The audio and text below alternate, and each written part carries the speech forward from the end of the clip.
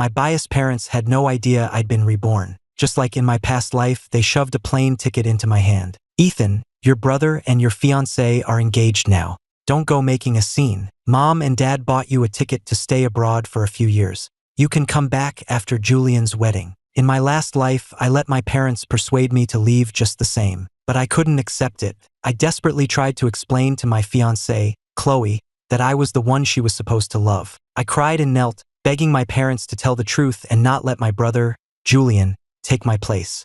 All I got in return was Chloe's cold shoulder. Even as I lay dying from a car crash, she spoke icily to the nurse on the phone. What trick is he pulling now? Tell him not to ruin my wedding to Julian. And that day, I died on the operating table. I watched helplessly as their lavish wedding was broadcast live across the globe. I watched Julian gently place the ring on Chloe's finger, and I watched them accept the world's congratulations.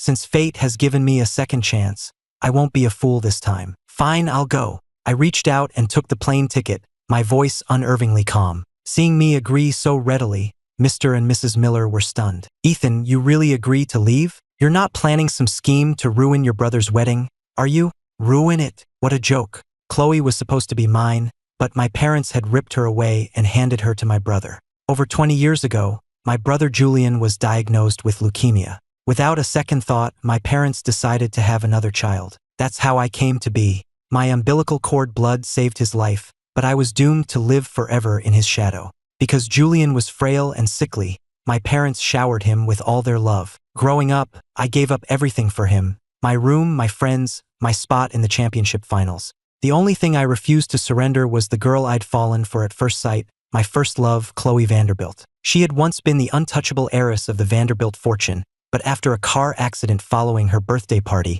she was left blind and abandoned by her family in a secluded suburban mansion. I stole a key from my parents without them knowing and climbed the wall every day after school to keep her company. I'll come every day, I promised. In the darkness, my deep, reassuring voice became her only salvation. I never told her my name, only tracing the words in her palm. Call me 7. She would feel her way across the piano keys to play for me, and on stormy nights, she'd press my cold hands against her heart to warm them. The night before her surgery to restore her sight, she kissed my fingertips and swore, "When I can see again, you'll be the first person I look at, and then we can finally be together, okay?" The surgery lasted 12 hours. But when Chloe woke up, the first person she saw was Julian. My parents, upon discovering that Julian also had feelings for Chloe, had secretly drugged my water with sleeping pills, causing me to sleep for a full day and night. Then they lied, confirming to her that Julian was the one who had been by her side all those years, allowing him to steal my identity.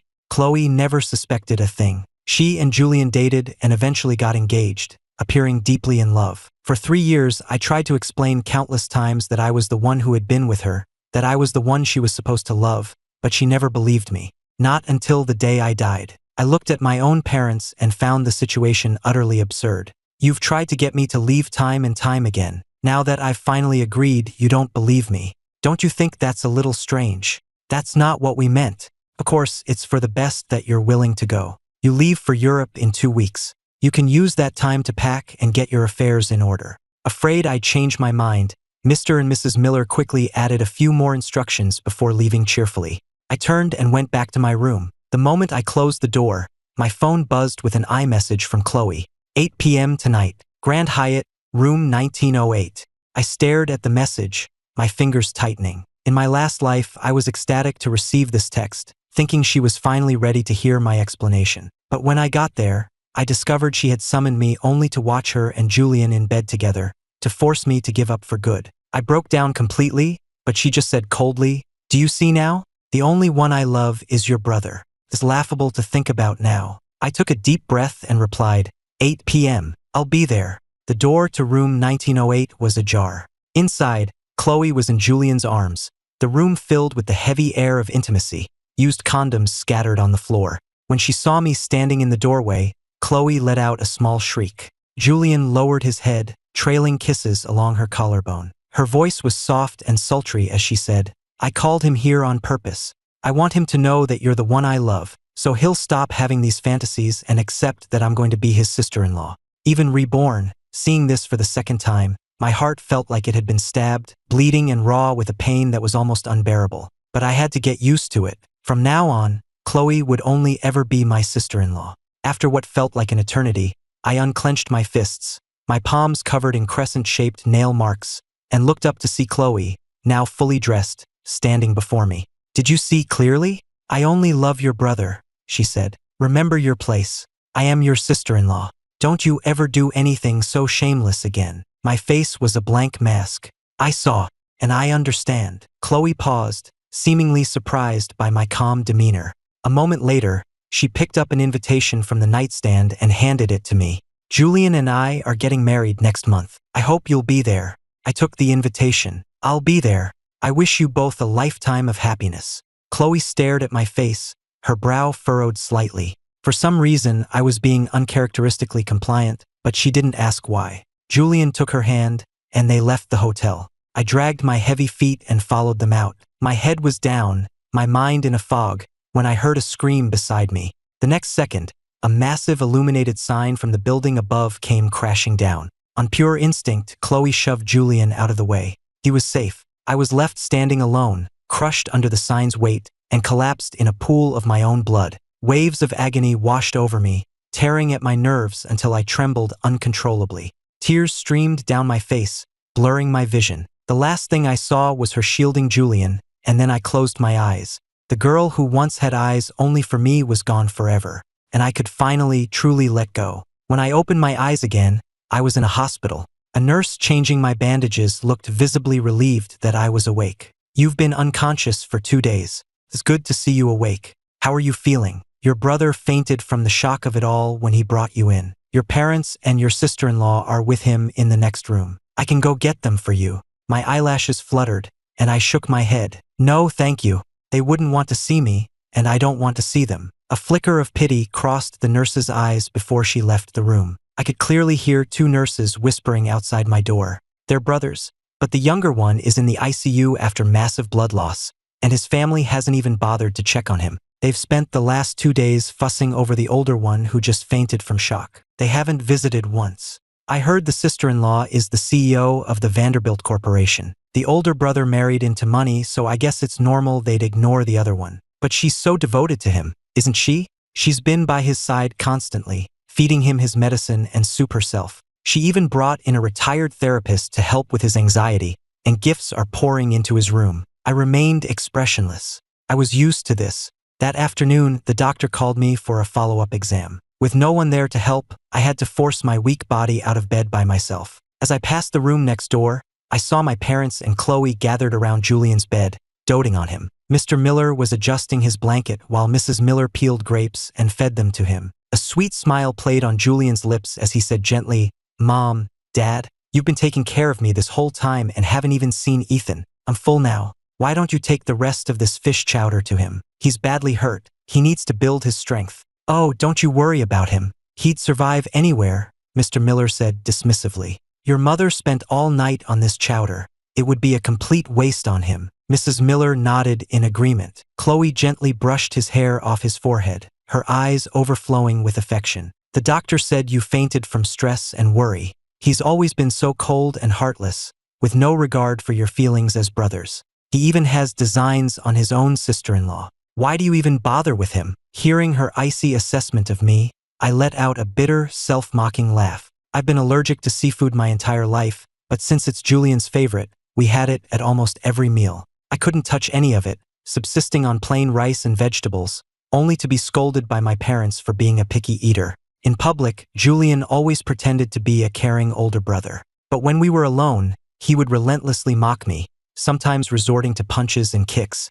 Afterwards, he would run to our parents in tears, twisting the story to make me the villain. Without even asking for my side, they would punish me by forcing me to kneel outside in the rain all night. After that, I learned to keep my distance, letting him have whatever he wanted. In my last life, Chloe was the only thing I ever fought for, and look how that ended. This time, I just want to live my own life. No more fighting, no more competing, and no more loving. I finished my exams alone and went to the pharmacy with my prescription. It was in the next building across a small garden. As I passed a fountain, someone blocked my path. I looked up and saw Julian. "Up and about already? I guess you weren't hurt that badly after all," he sneered. "Let me make this clear. Mom and Dad are on my side. Even if you tell Chloe the truth, that you were the one with her, that you're the one she's supposed to love, it won't matter. You might as well save your breath. I met his taunts with a flat expression. Don't worry, I'm done with Chloe. You can have everything you want. I'll give it all to you. Julian, accustomed to my submission, looked even more smug. You think I need you to let me have anything? I've gotten everything I've ever wanted. You're only good for picking up my scraps. You will never, ever beat me. I had no desire to engage with him and tried to step around him. Seeing my attempt to leave, Julian's brow furrowed, and he was about to say something else when a familiar figure appeared down the hall. An idea flashed in his mind. He grabbed my arm and pulled me with him as he jumped into the fountain. Neither of us could swim. We flailed in the water, screaming for help. The impact tore my wounds open again, the water turning red around me. I choked as the frigid water filled my nose and lungs, coughing violently. The pain was so intense I had no strength left to fight, and my body began to sink. Just as I was about to lose consciousness, I saw Chloe running towards us and diving in. She swam right past me without a second glance, without offering a hand, and pulled Julian to the edge of the fountain. Julian, his eyes red-rimmed, pulled her into an embrace. He looked over at me, still struggling in the water, and put on a show of panic. Ethan pushed me in by accident. Chloe, you know he's my only brother.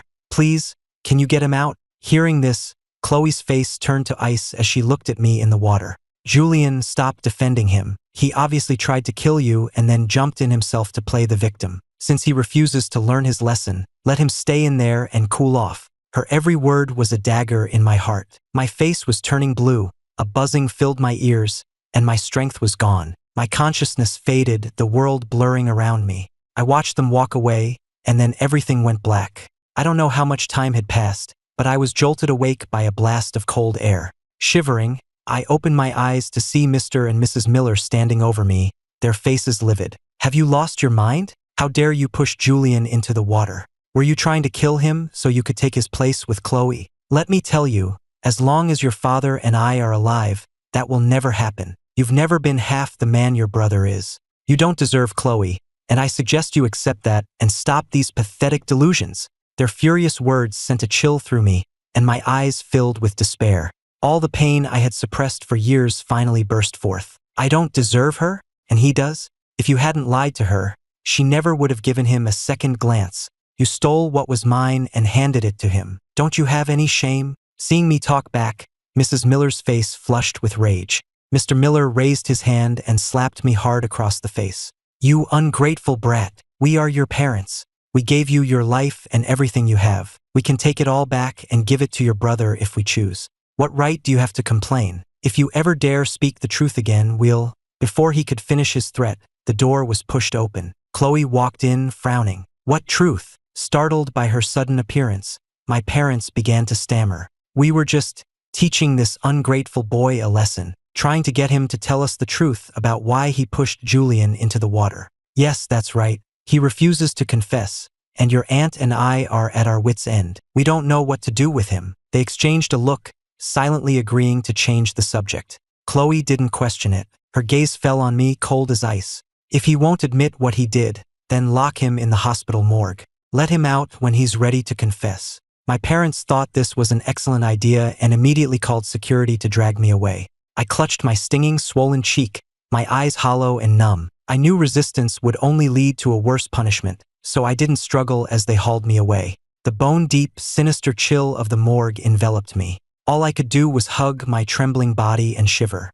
In a daze, my mind drifted back to the old Vanderbilt mansion, to the stormy nights when Chloe and I would huddle together for warmth against the thunder and lightning. I would give her my jacket, and she would hold my hand tightly, curled up against me, whispering over and over, I'm here, don't be afraid. The sweet memories twisted with the cold reality, tormenting me. Time ticked by. Starving and freezing, my consciousness began to fade. Then the door opened. Chloe walked in, her face a cold mask, her gaze sharp. You've been in here for a day and a night. Have you learned your lesson? I was wrong, completely and utterly wrong. I managed to rasp, my body curled into a tight ball. Seeing the look of satisfaction on her face, I staggered to my feet and walked out. I was wrong, I whispered to myself. Wrong to believe her promises, wrong to ever fall in love with her. After leaving the hospital, I went home and purged everything that had to do with Chloe. The diaries and love letters from my teenage years, the photos of her I'd secretly kept,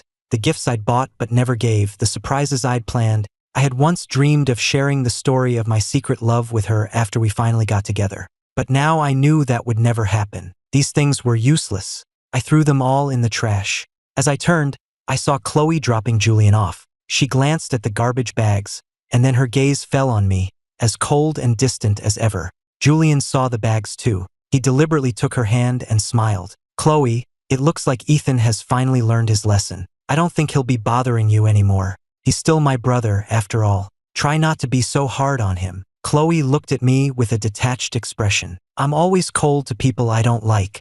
I can't pretend otherwise."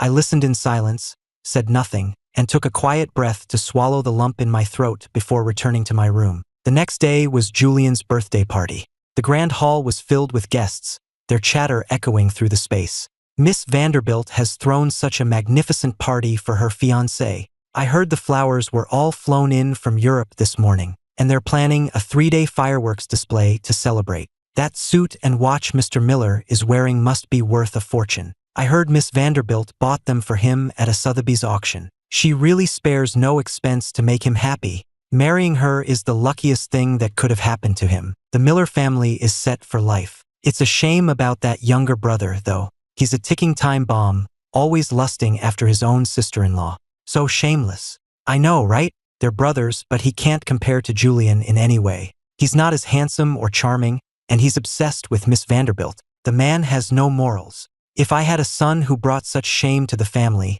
I'd have thrown him out long ago. Mr. and Mrs. Miller are too kind." Listening to their gossip, my heart was a dead, silent sea. I sat in a corner like a ghost, hoping no one would notice me. Not far away, my parents and Chloe were clustered around Julian, the absolute center of attention. They adjusted his suit, intercepted drinks on his behalf, and lit the candles on his cake, singing "Happy Birthday" with beaming smiles. Watching their joyful celebration, I remembered my own birthdays. Julian would always find an excuse to take our parents out, leaving me to blow out my candles alone. During those few years with Chloe, she was there to make a wish and eat cake with me. She gave me gifts. I thought I would never be lonely again, but that fleeting warmth, that brief moment of feeling cared for, had now been completely stripped away, and I wouldn't long for it anymore. Amid the festive cheer, Julian closed his eyes and made a wish.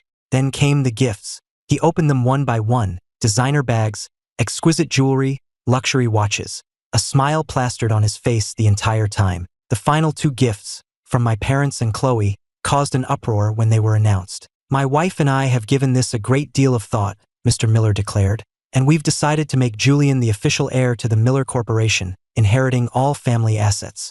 My gift to Julian," Chloe announced, "is 50% of the shares in the Vanderbilt Corporation, along with the Vanderbilt family heirloom wedding rings. My grandmother told me that any couple who wears these rings is destined for a lifetime of happiness together. Julian, you're the only man I ever want to marry. Thank you for choosing me." As everyone watched, Julian slid the ring onto Chloe's finger, pulled her into his arms, and kissed her. The hall erupted in applause and cheers. I watched from the shadows, my heart heavy and tight in my chest. I dug my nails into my palms, desperate to leave, but Julian's voice stopped me. "Ethan, what about your gift? When were you planning on giving it to me?" Suddenly, every eye in the room was on me. I froze, then walked forward and handed him the gift I'd prepared. Julian started to unwrap it with a smirk, ready to make some snide comment, but Chloe, standing beside him, suddenly went rigid. Her eyes were locked on my wrist. "Why do you have that watch?" I looked up, meeting her disbelieving stare,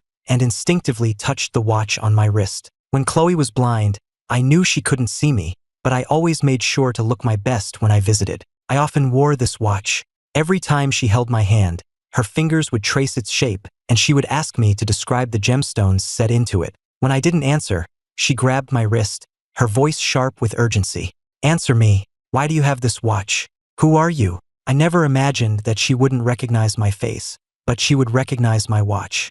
A storm of complicated emotions churned inside me. I was about to speak, but Julian cut me off. "Ethan, why did you take my watch without asking?" He strode over and tried to rip the watch from my wrist, his nails digging into my skin and drawing blood. I grunted in pain and tried to yank my hand back, but he used the motion to stumble dramatically backward. Chloe's expression hardened instantly.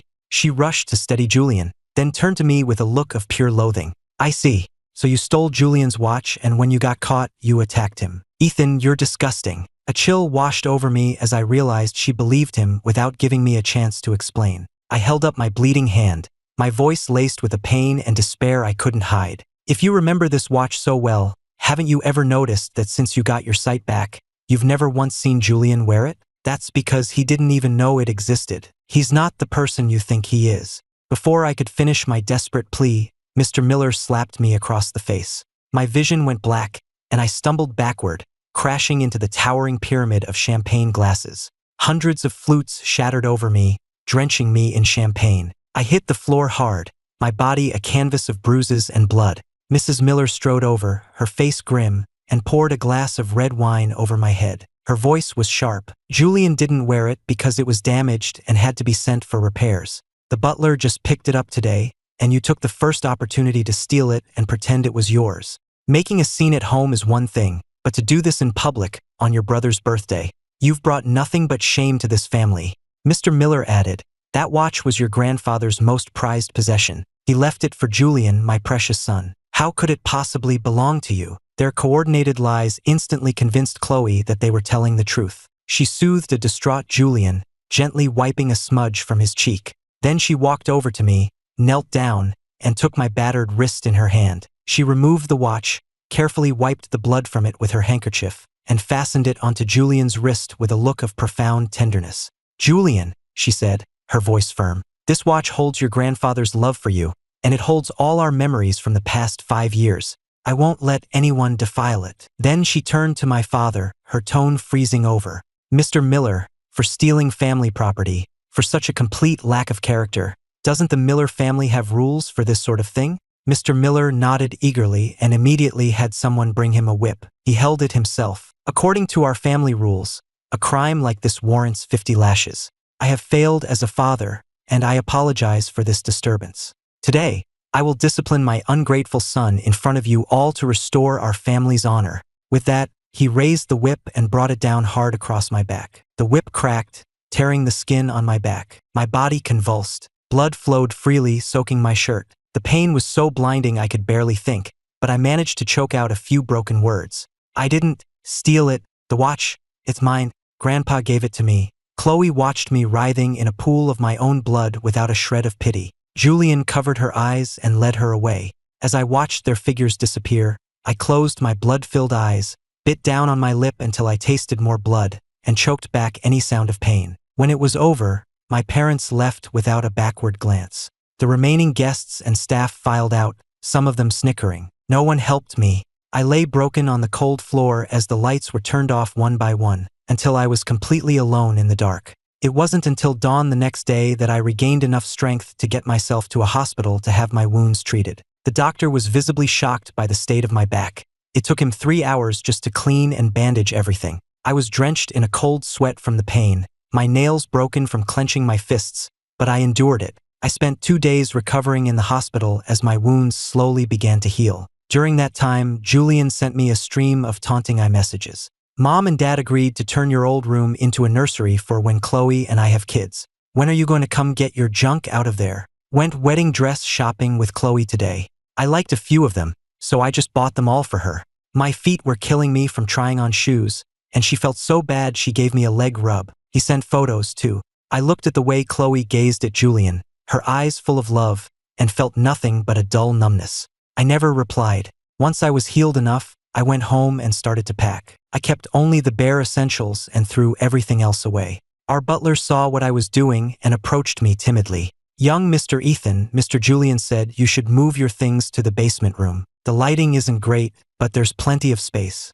You don't have to throw all this out. I looked around the empty room, my voice flat. It's fine. I don't need any of it anymore. Just throw it out. I'm leaving the country soon, and I'm not coming back. The butler stared, a flicker of shock in his eyes. You're not coming back? Before he could finish his sentence, Chloe pushed open the front door. Who's leaving and not coming back? The butler was about to answer when Julian emerged from his bedroom. You're here early. I'm not even ready yet. Chloe ignored both me and the butler, walking straight to Julian and playfully tapping his nose. Take your time. I can wait. I can never get this bow tie right, and you're so good at it. Can you help me?" They disappeared back into his room, laughing, and closed the door behind them. I looked away and silently zipped up my suitcase. For the rest of the day, Chloe and Julian were inseparable. She cooked him breakfast, letting him hold her as she fed him bite by bite. They watched movies together and she pointed out all the hidden details. She pulled him onto the balcony for long kisses,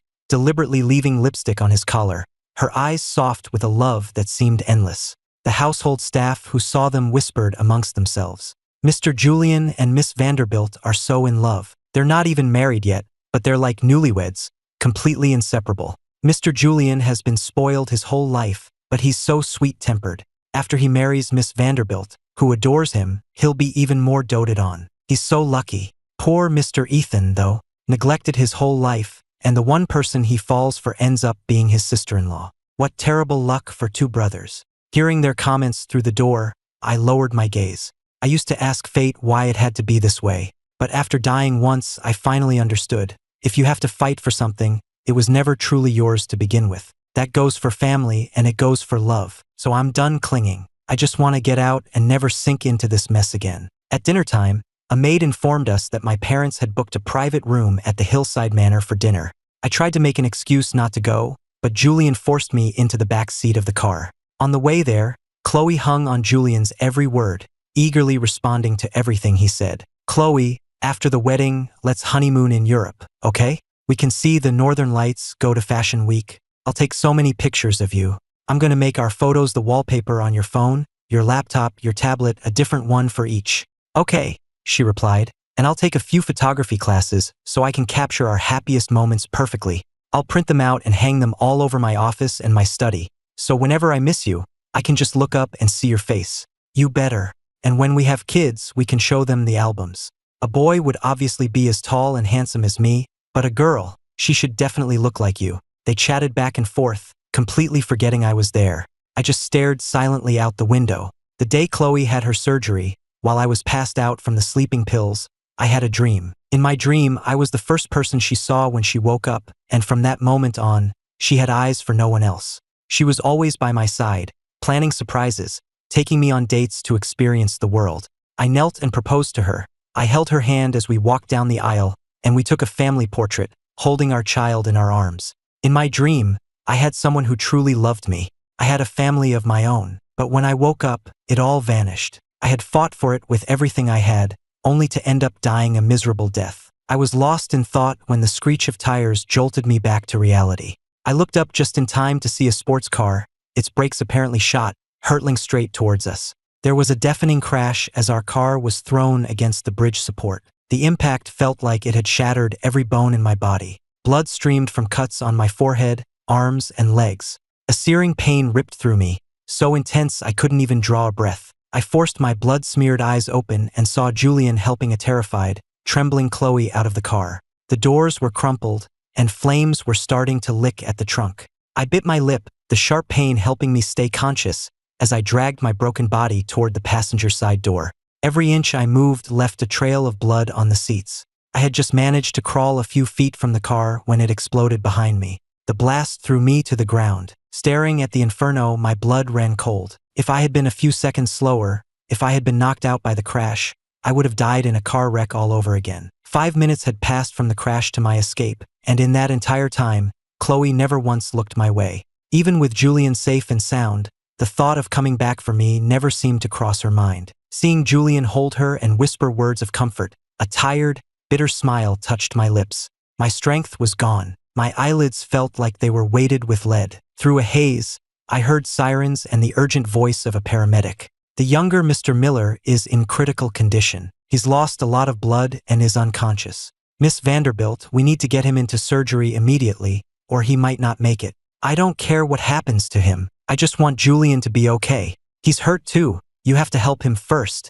Hearing that familiar voice, I managed to pry my eyes open a fraction and saw Chloe's frantic, worried face. My parents arrived then, rushing to Julian's side, wiping away tears. "Save Julian first. We've raised him all his life. If something happens to him, how could we possibly go on? We're their legal guardians. If anything happens to Ethan, we won't hold the hospital responsible. Just forget about him. Julian's safety is all that matters." Hearing them all choose Julian, without a moment's hesitation, the last flicker of hope in my heart died. An endless darkness rushed in, pulling me down into an abyss. The same familiar helplessness and panic I felt before I died the first time washed over me again. I never thought I'd wake up again. The smell of antiseptic filled my nostrils, and it took me a long time to come to my senses. A doctor was checking my vitals, his voice tinged with relief. "We were in surgery for over 10 hours. We almost lost you. It's a miracle you're awake." My eyes flickered. "Thank you," I rasped, "for saving my life." The doctor nodded, then looked at me, hesitating. "The people who brought you in that day, were they your parents?" My lips parted, but no words came out. I said nothing. Seeing my expression, the doctor sighed and didn't press the issue. For the next 2 days, I was alone in that hospital room. No one came to visit. My parents only showed up on the day I was discharged, not to check on me, but to issue a reminder. "Your brother's wedding is tomorrow. Since you agreed to leave, make sure you're gone before the ceremony." I nodded at their matter-of-fact tone. Seeing my compliance, their expressions softened slightly. "Just step aside for your brother's happiness. Once they're settled and have children, we'll bring you back home. We've already wired the money to your account. Take care of yourself over there." With that, they hurried off to tend to Julian. I watched them go, then pulled the plane ticket to London from my pocket and tore it into tiny pieces. I took out my phone and booked a one-way flight to Australia. I would give them what they wanted. I would make everyone happy. But I would do it by disappearing from their world so completely they would never find me again. After leaving the hospital, I went to a lawyer and had a severance of parental ties agreement drawn up. I signed my name on the dotted line and placed the document inside a small box. Along with the agreement, I placed an old cassette tape inside, an audio recording I had secretly made of Chloe telling me stories back at the mansion. I had tried to get her to listen to it countless times, but she never gave me even a minute of her time. Since I was leaving for good, it was time to get rid of it. Whether she ever listened to it or not no longer mattered to me. I was going to disappear, and no one would ever find me again. The noise from the wedding preparations downstairs kept me up most of the night. I woke early, ate a quick breakfast, and put my suitcase in the trunk of my car. Just as I was about to pull away, the fleet of cars for the wedding party arrived. I saw Chloe step out, breathtaking in her white gown. I gave her a small nod. For the first and last time, I called her sister-in-law. She seemed taken aback for a moment. Her eyes flickered to my car, and she frowned. "You don't need to come to the wedding today. It's better if you just stay home." I knew they were afraid I'd make a scene. I shook my head and handed her the box I'd prepared. My voice was steady. "I'm not going to the wedding, and I won't be bothering you ever again. Congratulations on your marriage. Goodbye." With that, I turned, got into my car, and shut the door. Chloe watched as I started the engine, her heart suddenly pounding. She had an urge to call out, to ask me where I was going, but before she could speak, Julian, dapper in his tuxedo, appeared at her side. "Chloe, you look stunning." In my rearview mirror, I saw her toss the box to an assistant before turning with a smile to be swept up into Julian's arms. As the car pulled away from the house, I rolled down the window and threw my phone onto the pavement. From this day forward, the old Ethan was dead. A new me would have a new future. As the plane slowly ascended, I stared out the window, lost in thought. I watched the familiar skyline of New York City shrink below me, feeling not a shred of nostalgia, but a profound sense of relief. I was finally leaving the place I was supposed to call home. I had wanted to leave ever since I was a little kid. Even then, I was keenly aware of my parents' blatant favoritism. In every aspect of our lives, Mr. and Mrs. Miller treated me like a stranger in their own house. I even wondered if I wasn't their biological son, if that was why they treated me so differently. But the truth was I was their son. I was Julian's brother. And that fact was somehow even more devastating. The only possible explanation was that they just didn't love me. That's why they treated us so differently. My very existence was a means to an end, to save Julian. Sometimes I wondered if I would have even been born if he hadn't needed my umbilical cord blood. And as for Chloe, I thought she would be my salvation. She was the kindest person I had ever known, the only one who had ever shown me genuine warmth. I'd had a crush on her even before her accident, but it wasn't her status or family name that captured my heart. It was her sincerity, the unique way she cared for me, that made me fall completely in love with her. But now, she was utterly convinced that Julian was the one who had been with her. No matter how many times I tried to explain, to prove it was me, she wouldn't believe it. The plane hit a patch of turbulence, and the slight jostle sent a twinge of pain through the lingering injuries from the car crash. I sucked in a sharp breath. My injuries were mostly healed, but ever since Julian pushed me into that fountain, I'd become intensely sensitive to the cold. Even on a cloudy day, a deep chill would settle into my bones. I pulled the thin airline blanket tighter around myself, but it did little to ward off the cold that seemed to radiate from within. I was about to ask the flight attendant for another blanket when the woman sitting next to me offered me hers. I paused, surprised. "I don't need it. You take it," she said. Her voice was gentle but cool, and her crisp white blouse gave her a serious air. She was wearing a face mask, so I couldn't see her features clearly, but her eyes were stunningly beautiful, almost unnervingly so. "Thank you," I said, accepting the blanket. I wrapped the second one around my shoulders and immediately felt warmer. The lack of sleep was catching up to me, and I started to feel drowsy. "Ladies and gentlemen, we will be beginning our final descent and are expected to land at Sydney Airport in approximately 30 minutes. The clear voice over the intercom slowly pulled me from my sleep. I realized with a start that I'd been asleep for almost 2 hours. My back and legs felt stiff. Half an hour later, I had my suitcase and checked the time on my phone. We'd landed a little ahead of schedule. I glanced at my empty notification screen, a familiar sight. If I were to disappear off the face of the earth, I doubted anyone would even notice, let alone care. Now that I was in a new place, I wanted to sever all ties to my past. The people, the events, I was letting it all go. The unfamiliar architecture, the diverse faces in the crowd, the friendly glances from strangers. It all felt refreshingly new. This was a world away from the streets I grew up on, but I wasn't afraid. For the first time, I felt excited about the future. I pulled my luggage to the curb and checked the address my new landlord had sent. It wasn't far, but with my bags, a car was the easiest option. I opened up Uber and requested a ride. The driver arrived in less than 5 minutes. He was a burly man with a colorful tattoo sleeve on his right arm. He got out and took my luggage without a word. Sensing my nervousness, he glanced back at me and asked if I was from Korea. I shook my head and told him I was from China. His expression immediately softened. "You're Chinese too? Small world. Whereabouts?" "I'm from the Northeast."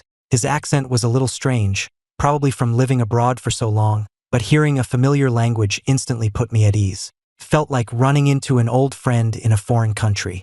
"I'm from New York," I replied with a smile. That opened the floodgates. He started telling me all about the local culture and recommended some of his favorite restaurants, and I made a mental note of each one. When we reached the apartment building, I paid the fare through the app and tried to give him a cash tip. "No need for that," he said, waving it away. "We're countrymen, after all." He set my luggage on the sidewalk and drove off with a friendly wave. I felt a warmth spread through my chest as I walked toward my new building. The landlady, a woman with curly blonde hair, was waiting for me. She handed me the keys, ran through a few building rules, and was gone before I could even ask a question. As I walked down the hall to my apartment, I thought I saw a familiar figure turn the corner up ahead, but they were gone before I got a good look.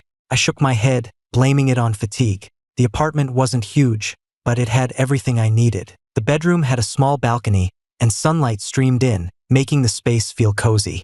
Best of all, it had a small kitchenette, which I was thrilled about. I was never a fan of simple sandwiches or salads. I especially disliked cheese. Having a place to cook my own meals was perfect. Since my parents never paid much attention to me, I'd learned to cook for myself from a young age. I was happy to finally have a proper kitchen. I gave the apartment a quick cleaning, then unpacked my suitcase, hanging my clothes in the closet and carefully arranging my few fragile belongings. Satisfied with my new, organized space, I washed up and went to bed. The nap on the plane hadn't been very restful. When I woke up again, it was already 2 in the afternoon. Still felt strange, looking around this new room. Took me a full minute to remember that I was actually in Australia. It was February, the height of summer in Sydney. I threw on a t-shirt and headed out, not caring how I looked. I just wanted to feel the sun on my skin. My plan was to find a restaurant for a late lunch, then pick up some groceries. Suddenly, an incredible aroma hit me, and my mouth started watering. I followed my nose to a steakhouse just down the street. I ordered their signature steak, asking them to hold the cheesy potato wedges it came with. When it arrived, I took a bite. It was tender, juicy, and absolutely delicious. I ate until I was completely satisfied. It was only when I went to pay that I realized with a jolt that my wallet was in the pocket of the pants I'd been wearing earlier. Just as panic began to set in, a hand extended a credit card to the waiter, indicating she would pay for my meal as well. I looked up, surprised, and saw it was the woman from the plane. Now that her mask was off, I could see her face clearly for the first time. She had striking features, with high cheekbones and a strong jawline that gave her an elegant, almost intimidating air. Thank you so much," I stammered. "How can I pay you back?" "Don't worry about it. I have a loyalty card here," she said, holding up a gold-colored card. Her English was perfect, without a trace of an accent, which surprised me given her appearance. But it was an expensive meal, and I insisted on paying her back. "No, really, I have to," I said. She turned to me with a playful glint in her eye. "All right then, you can buy me an ice cream next time, from that place downstairs from our apartment building." I froze. So the person I'd seen in the hallway earlier really was her. "Okay," I agreed. "Next time, ice cream is on me." It was only after she'd walked away that I realized I hadn't even asked for her name. I felt a pang of annoyance at myself for taking advantage of her kindness without even a proper introduction. Back in my apartment, I grabbed my wallet and went back out to buy groceries. Staring at my now full refrigerator gave me a strange sense of security. My phone buzzed. It was an email from Julian with several photos attached. In the first photo, Chloe was wearing a white, mermaid-style wedding gown, smiling sweetly at the camera. Julian stood behind her, looking at her with adoration. They looked like the perfect, happy couple. The other photos were of a massive diamond ring and a family portrait with my parents. My grip on my phone tightened. Julian's motive was painfully clear, to prove that Chloe was completely and utterly his. Below the photos, he had written a few messages. "This is the dress I ultimately picked out for Chloe. Beautiful, isn't it? She actually preferred a different one when we were shopping, but I thought this one accentuated her waist better, so I just bought both. Same with the ring. She said she didn't need one so big since she rarely wears jewelry, but I insisted. I wanted to invite you to the wedding, but Chloe didn't want you there. She said she didn't want to see your face on her big day, and Mom and Dad agreed you'd just bring bad luck, so we all decided against it. We're married now. It's time for you to move on. I don't care what happened between you and Chloe in the past, but from now on, you need to remember this. I'm the only one who will be by her side, and she will only ever be your sister-in-law." I could practically hear his smug tone, see the smirk on his face. I didn't reply. I just closed the email. I suddenly remembered how Chloe used to gently trace the lines of my face, telling me she was sure I had beautiful eyes. I'd asked her what she would do if, when she could see again, she found me ugly. She had replied that it wouldn't matter what I looked like. In her heart, I would always be the most handsome man in the world. Her words had been so passionate and direct they made my ears burn. I had dreamed of a future with her, of marrying her and starting a family. Even though I knew I had to let her go, seeing those photos still left a bitter taste in my mouth. But what's past is past. I couldn't afford to hope anymore. Meanwhile, at the wedding, just before the ceremony began, a little boy with a cup of grape juice ran into the chapel and collided with Julian. The dark purple juice splashed all over his white tuxedo. "My suit," Julian exclaimed, his voice sharp. "Whose brat is this? Who let him in here?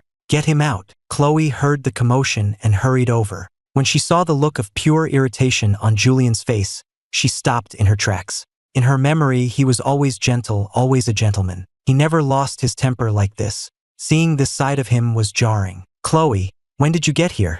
I didn't see you." By the time she looked at him again, his expression had smoothed back into its usual gentle mask, a complete transformation from the man she'd seen a moment before. "I heard you shout. I just came to see if you were all right." "Julian, I'm fine. A little boy just spilled some juice on my tux. That's all. I'm gonna go change. You wait here for me." "Okay," Chloe nodded. For some reason, looking at him, she felt a strange sense of distance, as if she were looking at a stranger. It wasn't the first time she'd felt this way. It happened intermittently, this feeling that he was somehow different from the man she had known before, though she could never quite put her finger on why. And sometimes, when she closed her eyes, the face she saw in her mind wasn't Julian's, but mine. A seed of doubt was planted in her heart, but she couldn't voice it. Julian was her husband-to-be. She was my sister-in-law. Sister-in-law. She suddenly remembered how I'd called her that before I left. My face had been so pale. I'd handed her that gift and just driven away, so quickly she hadn't even had a chance to react.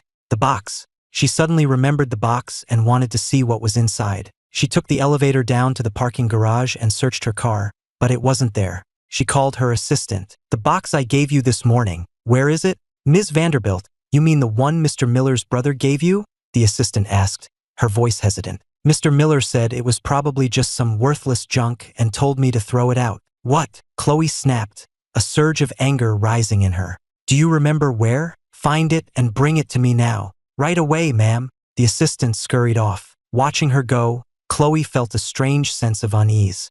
10 minutes later, the assistant returned with the box. Just as she was about to hand it to Chloe, Julian appeared. The assistant, sensing the situation, discreetly walked away with the box. "Chloe, what are you doing down here? I came out of the dressing room and you were gone. What do you think of the new suit?" But Chloe's expression darkened. She distinctly remembered telling him once that she hated the color purple. Why on earth would he choose a purple tuxedo for their wedding? The questions in her mind were piling up, tangling her thoughts into a knot. "It looks great. The color suits you," Chloe said with a smile that didn't reach her eyes. Julian, completely oblivious, continued to admire his reflection in the car window. The organ music began to play, and the officiant took his place at the altar. As he began to speak, Julian's face was filled with joyful anticipation, but Chloe's expression was serene, almost blank. Julian took her hand to lead her to the altar, but as they walked, the face she saw in her mind's eye was mine. She stopped walking, frozen in place. "Chloe? What's wrong? Chloe?" Julian called her name several times, but she didn't respond. He was getting angry and flustered. The guests began to murmur, and the officiant tried desperately to smooth over the awkward pause. In a panic, Julian gave her arm a little nudge, and she finally snapped back to reality. The officiant quickly jumped in, suggesting the bride was simply exhausted from all the wedding preparations and asking for the guests' understanding. They exchanged rings, both of them looking distracted, and then it was time for the reception. "I'm not feeling well. We can make the rounds later," Chloe announced, then turned and walked away without a second thought for Julian's reaction. He wanted to follow her, but with a room full of expectant guests, he had no choice but to stay and play the host. "Chloe was up all night with last-minute details, so she's a little tired. She'll be back out to greet you all in a bit," he announced, raising his glass. The guests were clearly confused, but it was a wedding, so no one said a word. Back in the dressing room, her assistant immediately handed her the box. Chloe opened the latch. Inside was a small cassette tape and a legal document, a severance of parental ties agreement. She stared at my signature on the document, stunned. Was Ethan's relationship with his family that bad? Why would he want to legally disown them? She thought about how doting my parents were with Julian, and it didn't make sense. Her fingers brushed against the cassette tape. It looked familiar. She had a vague memory of me trying to get her to listen to it once, but she had dismissed me, thinking I was just trying to cause trouble. Now, holding the tape in her hands, she felt a sudden, desperate urge to hear what was on it. She found a laptop with a tape deck and put it in. After a moment of static, a woman's voice began to tell a story. The clear, melodic voice sent a jolt through her. It was her own. It was a story she had told to Seven back when she was blind. Why did Ethan have this recording? Could it be that the person who had stayed with her all that time wasn't Julian? Was it Ethan? Or had Ethan simply stolen this from his brother, too? She immediately pulled out her phone and tried to call me, but the call wouldn't go through. She took the tape and went to find Julian. If he was so certain that he was the one, then he would know what this was. She found Julian making a toast and dragged him backstage. "Julian, were you really the one who stayed with me?" Her grip was surprisingly strong. He couldn't pull his arm away. "Chloe, what's wrong? Why are you asking that all of a sudden?" "Of course it was me. Who else loves you this much? You've been distracted all day," he said, a hint of annoyance in his voice. "Then, do you remember the stories I used to tell you?" Chloe asked quietly. "Of course I remember. It was a long time ago. The details are a little fuzzy." He wouldn't meet her eyes. She could see the panic and guilt written all over his face. And just like that, everything became crystal clear. Julian was a fraud. Ethan was the one she had been searching for all this time. Chloe stared at him, her expression turning to ice, and said nothing more. Julian realized his mistake and quickly tried to backtrack. "I didn't mean I don't remember. It's just that all this wedding planning has my head spinning. Chloe, don't be mad. After we're married, you can tell them all to me again, okay?" He tugged at her sleeve playfully. Chloe looked at his face, so close to hers, and felt a wave of revulsion. "You're still lying to me? You were never the one with me." She shoved him hard. Caught off guard, Julian tumbled down the short flight of stairs, landing in a heap on the main stage. His tuxedo ripped, and he was covered in scrapes. 100 camera flashes went off at once. Forgetting his pain, Julian scrambled to cover his face, frozen in the spotlight. He wanted to run after her to explain, but Chloe had already strode onto the stage and grabbed the microphone from the officiant. "Ladies and gentlemen, the wedding is cancelled. Julian Miller is not the man I intended to marry." With that, she dropped the mic and walked out of the hall. As Chloe stormed out, she ran right into my parents. "Chloe, what's wrong? Where are you going? It's time for the toasts."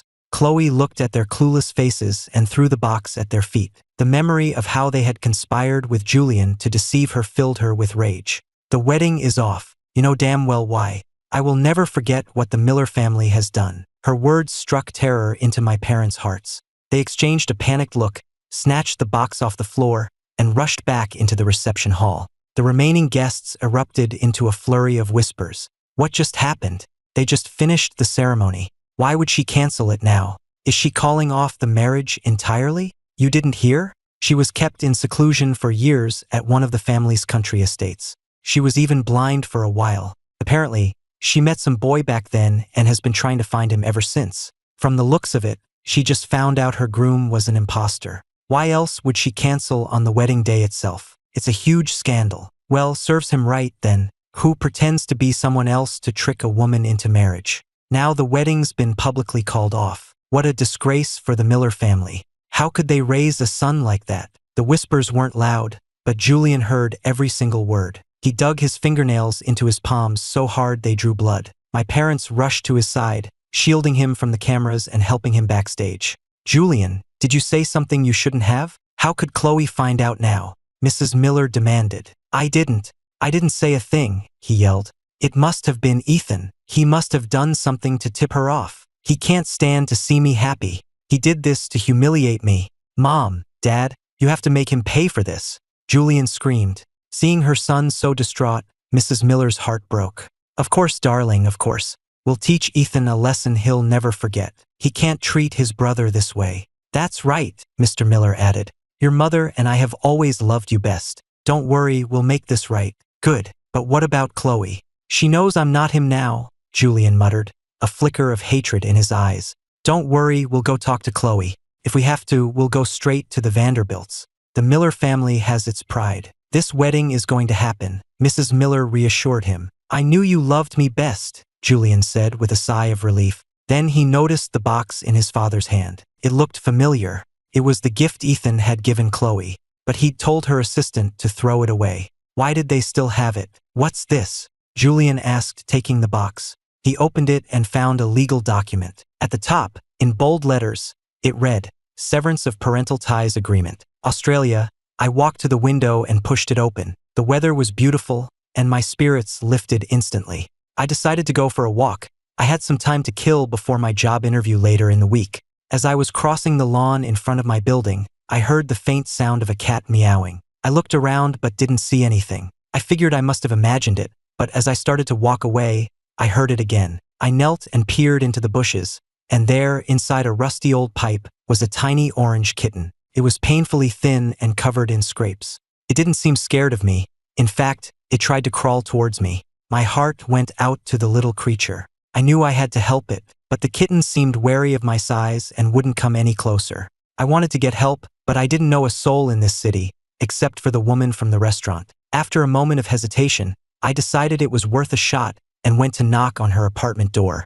She answered the door looking like she'd just woken up from a nap. She quickly smoothed down her clothes when she saw it was me. "Can I help you with something?" I quickly explained the situation with the kitten. "Wait here," she said, disappearing back into her apartment. She emerged a moment later, having changed her clothes, and we went downstairs together. We carefully moved some rocks that were blocking the pipe, and she gently coaxed the kitten out. The kitten meowed plaintively but didn't struggle, settling obediently in her arms. "It looks like its back leg is hurt," she said. "We should take it to a vet. I know a place nearby." We arrived at the animal hospital a few minutes later. A vet tech took the kitten to be examined while we waited. A little while later, she returned, telling us that the leg wasn't broken, just badly scraped.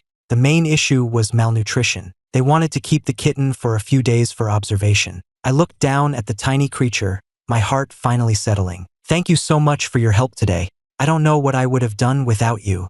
I never got your name, by the way." "It's no problem. I'm glad we could help him. My name is Olivia Reed. And you are?" "Ethan Miller." "Ethan," she repeated softly, then nodded. After making arrangements for the kitten, we walked back to our building. Having a shared purpose seemed to break the ice, and we chatted comfortably the whole way. I learned that Olivia worked as a legal consultant, and since I'd always been interested in law, we fell into an easy conversation about the field. By the time we got back, we were talking like old friends. My initial impression of her as cold and aloof had completely vanished. "Wait here for a second," I said as we reached the lobby.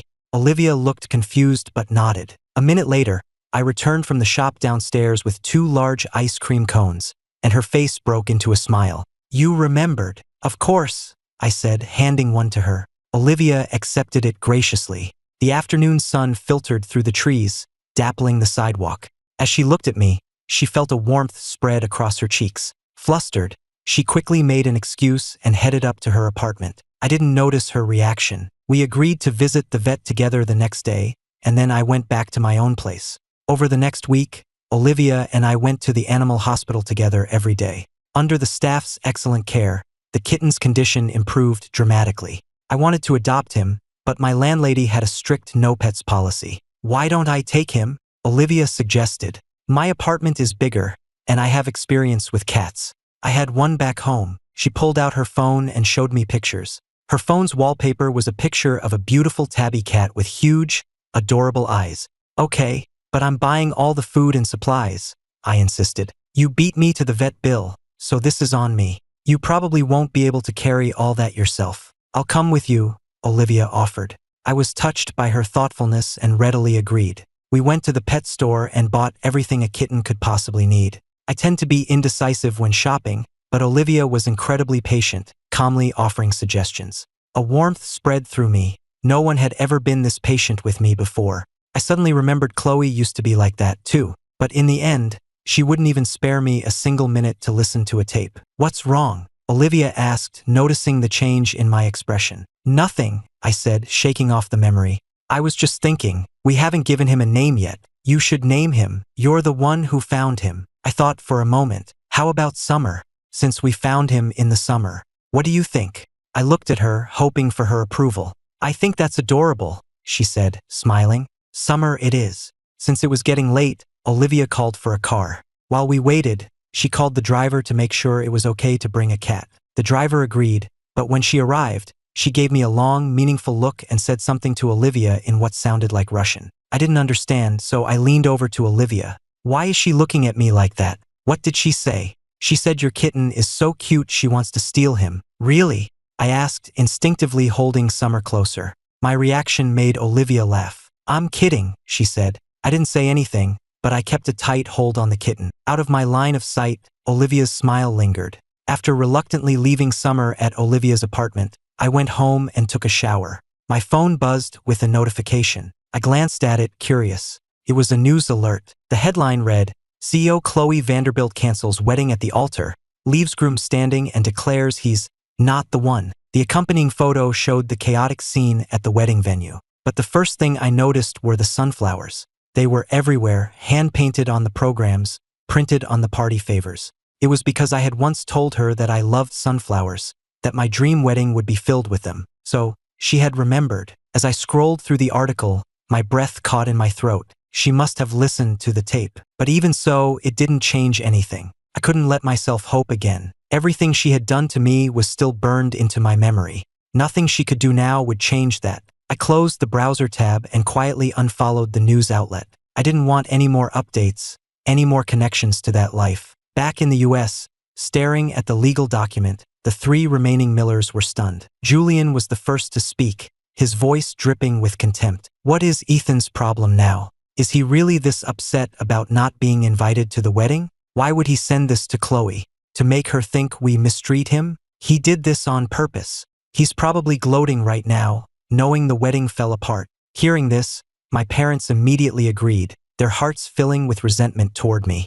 Mr. Miller decided to call and give me a piece of his mind, but the call went straight to a disconnected number. "He won't even answer my calls. The nerve of him." Mrs. Miller tried calling from her phone with the same result. "It seems he's serious about cutting us off. Mom, Dad, since Ethan has caused me so much pain, let's just officially disown him," Julian pressed. My parents readily agreed, deciding to have a lawyer finalize the document immediately. Only then did Julian seem to relax slightly. When they returned to the Miller mansion, the sight of the wedding decorations still adorning the entrance sent Julian into a rage. He tore them down in a frenzy, then stormed off to his room without eating dinner and locked the door. My parents were frantic with worry, taking turns pleading with him through the locked door. "Julian, honey, you've had such a stressful day. You have to eat something. Please, darling, just come out and have a bite." After a long silence, Julian's voice finally came from inside the room. "I don't care. I have to marry Chloe. We had the wedding. If I don't marry her now, I'll be a laughingstock.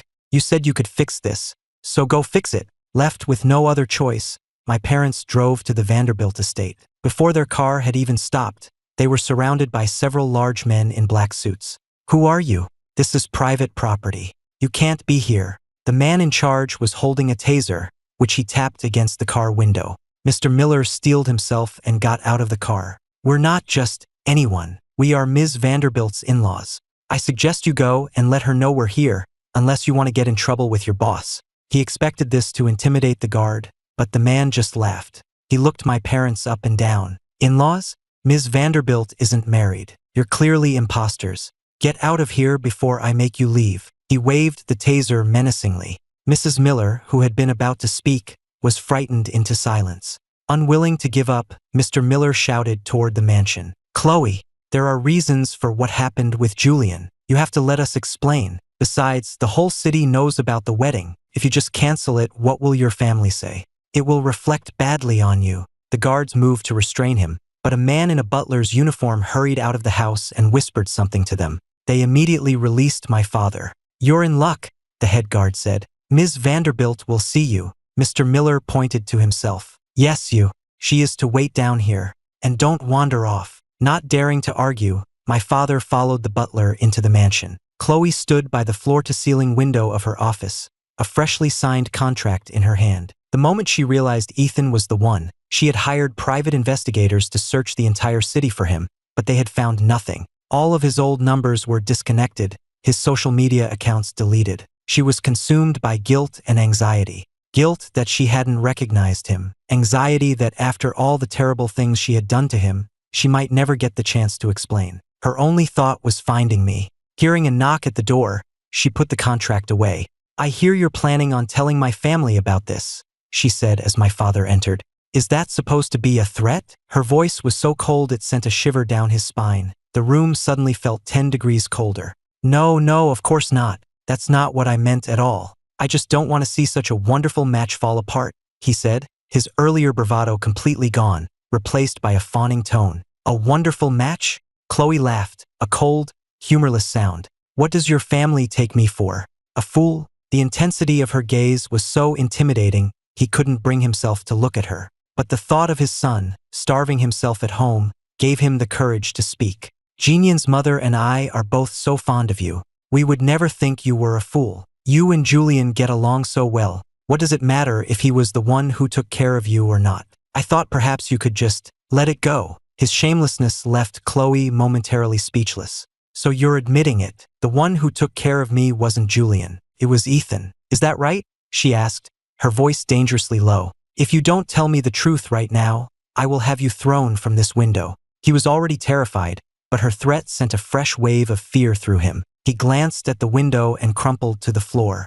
"It was Ethan, not Julian. We didn't know at first. Julian told us you were looking for someone, and that the description sounded like Ethan. So we let Julian take his place. The watch was Ethan's too." Chloe lowered her gaze. "If you held me in such high regard, what difference would it have made which of your sons I married? Why lie? Julian is my precious son. Ethan was just an accessory born to save him. Of course it's different." He spoke of the difference between his sons so casually. In his mind, Julian was his true son. Ethan didn't matter. And as a father, it was his duty to give Julian anything he wanted. Hearing the way he spoke about his two sons, Chloe finally understood why Ethan had wanted to disown them. A fresh wave of sympathy for me washed over her. "Where is Ethan now? Did you send him away?" she demanded. "He's gone abroad." "Where, exactly?" My father shook his head. Looking at his completely unrepentant face, Chloe called her security guards.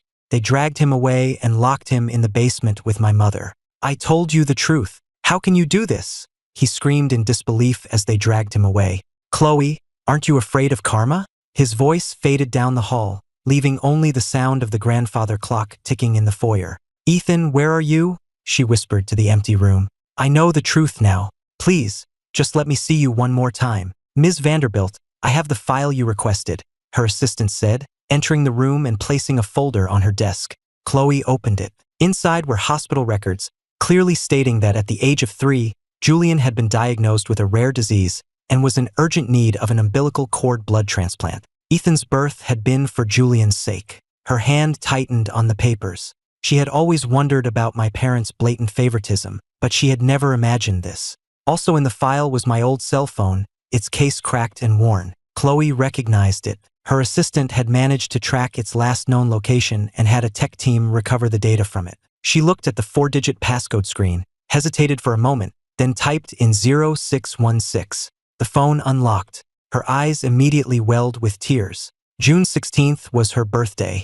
Most of the apps had been logged out of, but there were still some photos and messages left on the device. She scrolled through the camera roll. There were pictures of flowers, of clouds, but mostly there were pictures of her. Candid shots from their school days, photos from the time she was blind. He had saved every single one, even their old class photos. A bitter ache spread through Chloe's chest. He had loved her, quietly and consistently, through all the times she had never even known he was there. He had stayed by her side even when her own family had cast her out. She couldn't forget those days and nights they had spent together, supporting each other. She couldn't forget his unwavering devotion. His love for her had been a quiet, steady thing, like a calm, clear lake, rarely disturbed, but deep and pure. When she opened his iMessages, she was shocked to see that the person who had texted him most was Julian. He had sent Ethan photo after photo of them together, wedding pictures, intimate moments from their daily life. Chloe's heart grew heavier with each image she scrolled past. And then there were the messages.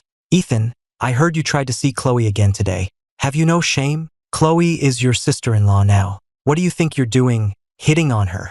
Don't you get it yet? I'm the one who's going to be with her. Only me. Mom and Dad are on my side. Just give up already. You've been my spare part your whole life. If I hadn't gotten sick, you wouldn't even exist. So you need to accept reality. Whatever I want, you have to give it to me. And that includes Chloe. Unless you want to stop being a Miller. Reading the messages, Chloe's anger reached a boiling point. This whole charade was far uglier than she had ever imagined. This entire mess, the years of missed chances, it was all because of Julian's selfishness and my parents' blind indulgence. Now that she understood the full scope of the deception, she knew what she had to do. Since my parents were already in her basement, it was time to deal with the main culprit. She told her assistant to bring Julian to her. Now, Julian, still sulking in his room, was thrilled to hear that Chloe wanted to see him. He assumed his parents' pleading had worked. He changed his clothes, carefully styled his hair, and sauntered out to meet her assistant. Drive slowly, he ordered the assistant, admiring his reflection in the car's side mirror.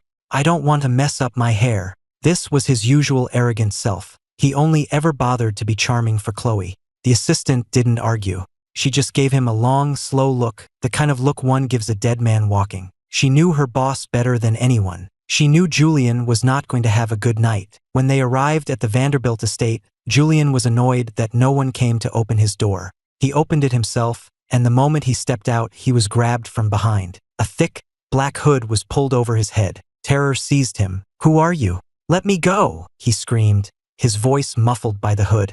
I'm Chloe Vanderbilt's husband. You can't do this to me. One of the men holding him kicked him sharply in the shin. Shut up, he growled. If you want to live, you'll keep quiet. Julian immediately fell silent. After what felt like an eternity, he felt himself being thrown into a small, stuffy room where the air was thin. Then the hood was ripped from his head. He was looking at Chloe. Julian flinched away from her. Why are you so scared of me? She asked, her voice soft. Unless you have something to be guilty about? She grabbed his chin, forcing him to look at her. Guilt washed over him. Chloe? It was you? Why did you have me tied up? Why? You really have no idea? She asked, her grip on his jaw tightening. A sharp pain shot through his jaw and he whimpered. She slowly released him. Are you still going to play games with me, Julian? Have you forgotten what you did? Where is Ethan? Do you know where he is?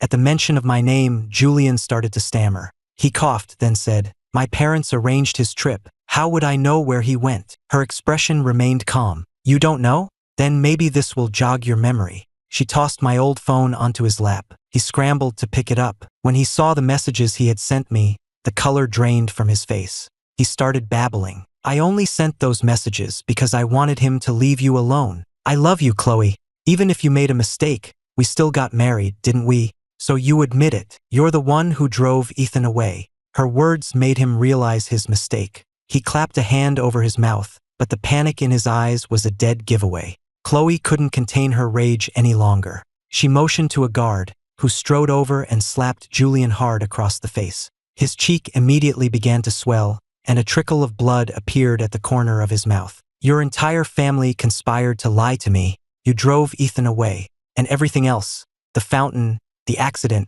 that was you too, wasn't it? How can you be so cruel, Julian? He's your brother. She was becoming more and more agitated, grabbing anything within reach and hurling it at him. Tied up, he was powerless to defend himself. Seeing her fury, Julian decided he had nothing left to lose. You think I'm cruel, Chloe?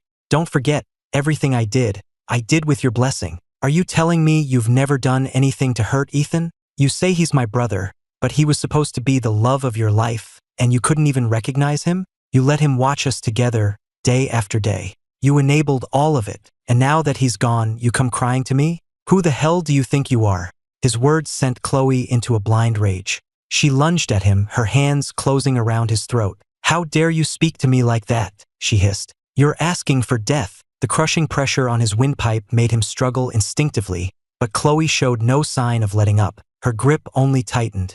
Seconds ticked by, and Julian's struggles grew weaker until they stopped altogether. He lay limp on the floor, his face a ghastly white, completely still. Chloe gave his body a nudge with her foot. Seeing he was still breathing, she stopped. She picked up a silk scarf from a nearby table, wiped the blood from her hands, and gave an order to her guards. Watch him. Make sure he doesn't die.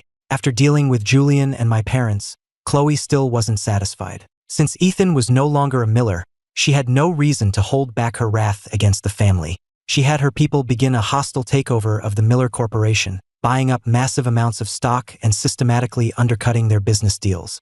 The Miller Corporation's stock plummeted, and they were soon ostracized by the entire industry. But that wasn't enough for her. She made sure the news reached her 3 prisoners in the basement. Upon hearing it, Mr. Miller was so distraught that he collapsed. Mrs. Miller paced back and forth in a panic. The company had been their life's work. The only one who didn't seem to care was Julian. The next time he saw Chloe, he began to grovel. Chloe, please, let me out of here.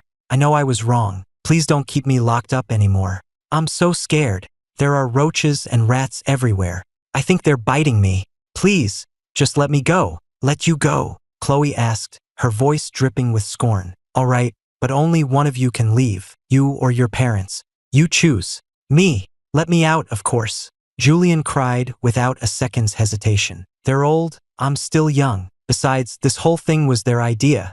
It had nothing to do with me. You can investigate, Chloe. The watch, for example, it was Ethan's, but they insisted it was mine. It really wasn't my fault. Chloe wasn't surprised by how quickly he threw his parents under the bus. She had already seen his true, selfish nature.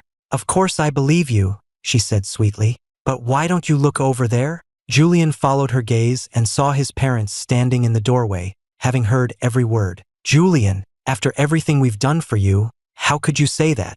Mr. Miller cried, clutching his chest in pain. Mrs. Miller's eyes were filled with a profound disappointment. She never imagined her precious, coddled son could be so heartless. No. Mom, Dad, it's a trick. Julian stammered frantically. She's trying to turn us against each other. That's not what I meant. But Chloe gave him no chance to explain further. She had her guards drag him away. There's your wonderful son, she said, leaning back in her chair and watching with satisfaction as the color drained from my parents' faces. I hope you finally see him for who he truly is. After leaving the basement, Chloe had her guards release my parents on one condition. They had to officially disown Julian. After hearing his betrayal, they agreed without hesitation. Chloe was satisfied. She had accomplished what she set out to do. The Miller family was ruined anyway. Releasing them was just sending them out into a world where they had nothing. Ms. Vanderbilt, what should we do with Julian? Her assistant asked. He's going to experience every bit of the pain Ethan went through. She arranged for a series of accidents. A staged car crash, exposure to a severe allergen, a fall into a champagne tower, near drownings and whippings. After being starved for days, Julian was fed a large quantity of mangoes, causing a severe allergic reaction that covered his body in hives. He was then hit by a speeding car, resulting in a shattered tibia. He was repeatedly submerged in a tub filled with ice water for 2 hours. He was pushed from a second story, landing onto a massive champagne pyramid below, the shattering glass embedding itself in his skin. He was whipped 3 times a day. Through it all, Julian's pleas for mercy slowly faded into a numb silence. Chloe felt no pity. Only after a doctor confirmed that Julian had suffered a complete psychotic break did she have him transferred to a mental institution. Her only instruction to the staff was to keep him alive.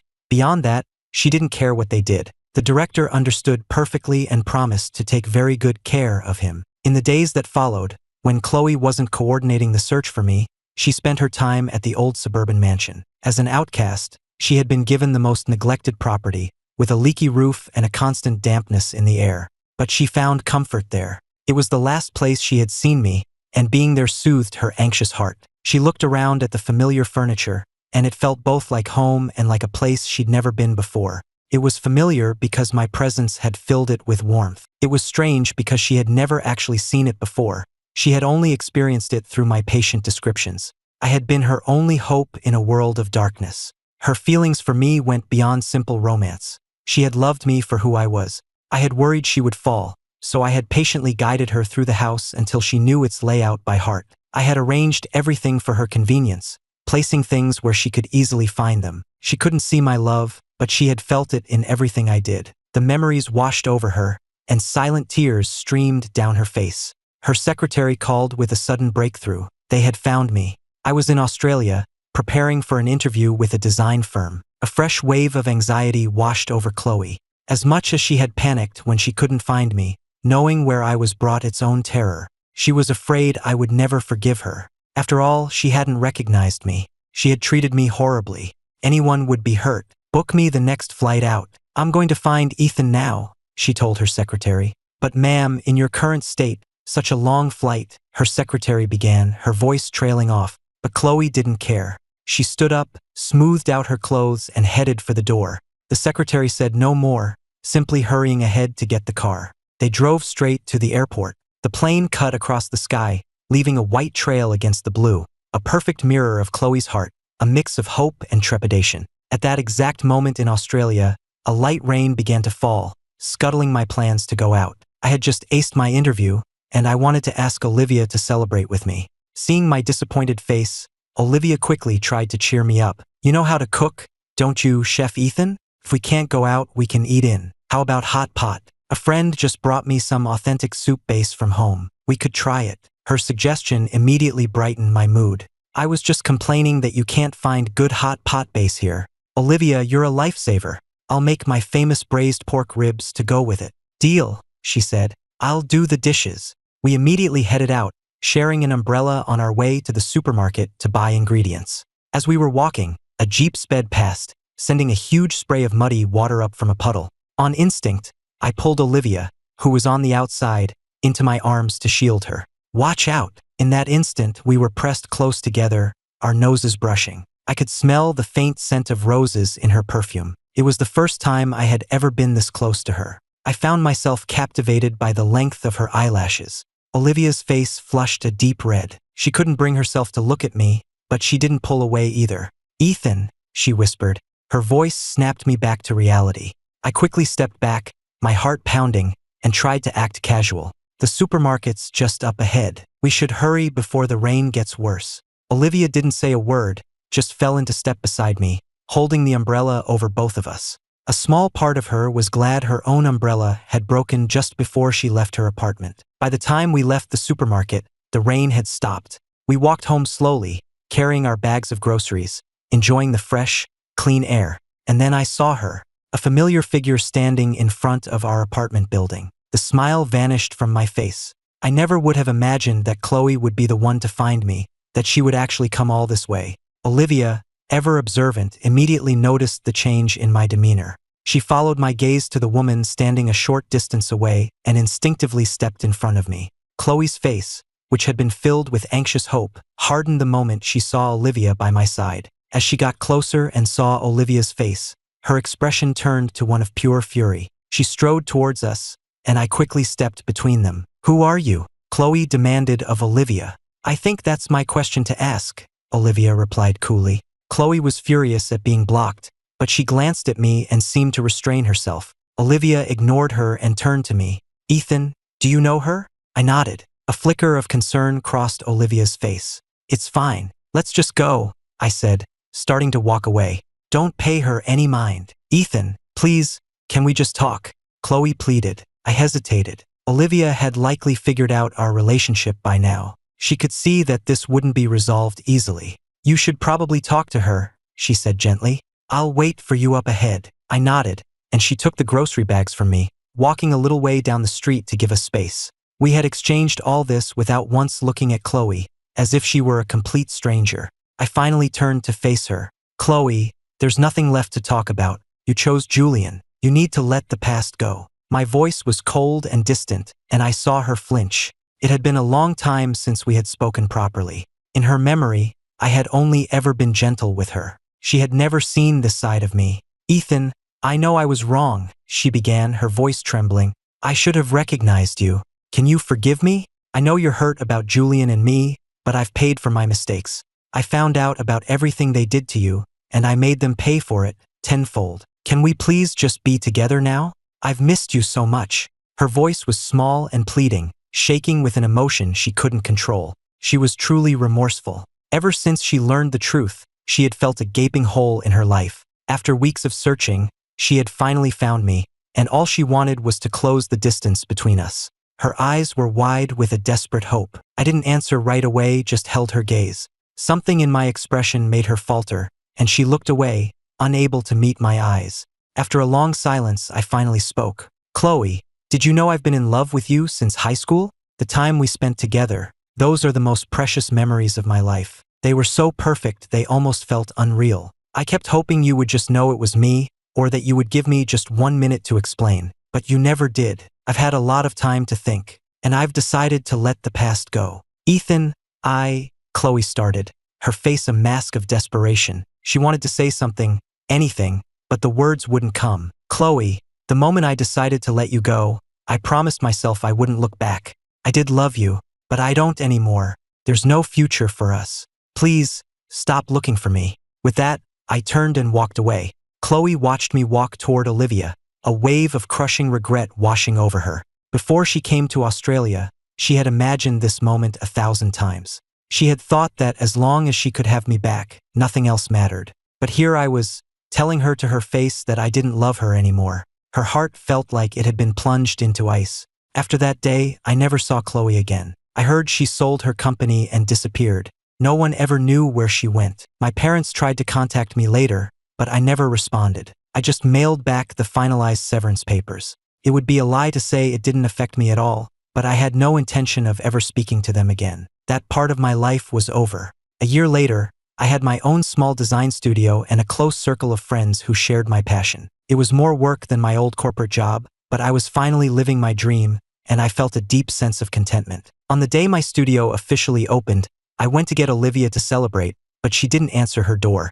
I tried calling her phone, but it went straight to voicemail. I called again and again, but she never picked up. Then, a news alert popped up on my phone. A black Pagani had been involved in a high-speed collision. The driver was killed instantly. My heart stopped. For her 25th birthday, I had bought Olivia a black Pagani. Without reading any further, I jumped in a cab and raced to the scene of the accident. I had never felt such a profound sense of panic. At every red light, I prayed. When I arrived, the area was already cordoned off with police tape. I tried to run past it, but an officer stopped me. I explained that I knew the owner of the car, that I needed to see. The officer asked what my relationship was to the driver. "She's my partner," I blurted out. The officer looked confused for a moment, then showed me the driver's ID for confirmation. The man in the photo was in his 60s, a known drug trafficker who had apparently suffered a heart attack at the wheel. The relief was so overwhelming that my legs gave out, and I collapsed onto the pavement. Olivia, when she got the call from the police, was utterly confused.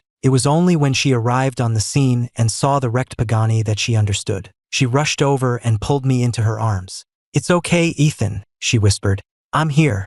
I've got you." My vision blurred with tears as I looked up at her. "Where were you?" I cried. I was looking everywhere for you. I was so worried. I was setting up a surprise for you, she said softly. I was going to ask you out today. At my new studio? I asked, my voice thick with emotion. How did you know? Security cameras, I admitted. She playfully smacked her forehead. She'd forgotten about those. I had seen her setting everything up earlier but had pretended not to notice, not wanting to ruin her surprise. So, what's your answer? She asked, pulling a small box from her pocket and opening it to reveal a ring. I stared at it, surprised. I thought you were asking me out, not proposing. Same difference, she said with a shrug. I was going to ask you eventually anyway. Her certainty, her confidence in us, brought fresh tears to my eyes. I was overwhelmed with emotion, both touched and incredibly happy. I'll have to think about it, I teased. Take all the time you need, she replied, smiling. The sun broke through the clouds, bathing her in a warm light. I felt the empty space in my heart finally begin to heal, and Olivia was the sunlight that made it possible.